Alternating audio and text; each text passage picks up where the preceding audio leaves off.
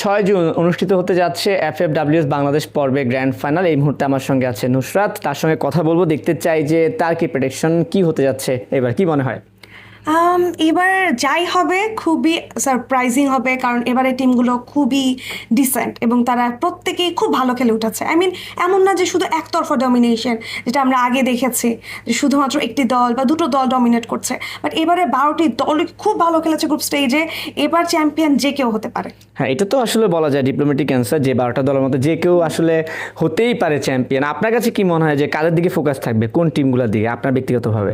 সত্যি কথা বলতে এবার বেশ কিছু টিম অনেকটা লম্বা সময়ের পরে ফাইনালি অফিসিয়াল খেলছে। অনেক দিন ধরে কমিউনিটিতে থাকলেও তারা অনেক বছর পরে প্রত্যাবর্তন করেছে। এক্সট্রিম এক্স এর কথা বলছি। আমার মনে হয় এই টিমটা কিছু একটা করবে, যেহেতু দীর্ঘ 5 বছর পর তারা এত ভালোভাবে ব্যাক করেছে। লোকাল টুরে ভালো খেললেও অফিসিয়ালে তাদের দেখা যায়। আমি আশা রাখছি যে এক্সট্রিম এক্স খুব ভালো করবে। চ্যাম্পিয়ন না হলেও রানার আপ তো তারা হচ্ছে ফর শিওর। আচ্ছা, আর আরেকটা যদি আর দুই একটা দলের কথা যদি বলতে চাই, যে আর কোন দুইটা দল থাকতে পারে আশেপাশে? টাইটান স্পোর্টস ক্লাব, এটা আবার জিজ্ঞাসা করার কিছু আছে? I mean, they are already on top.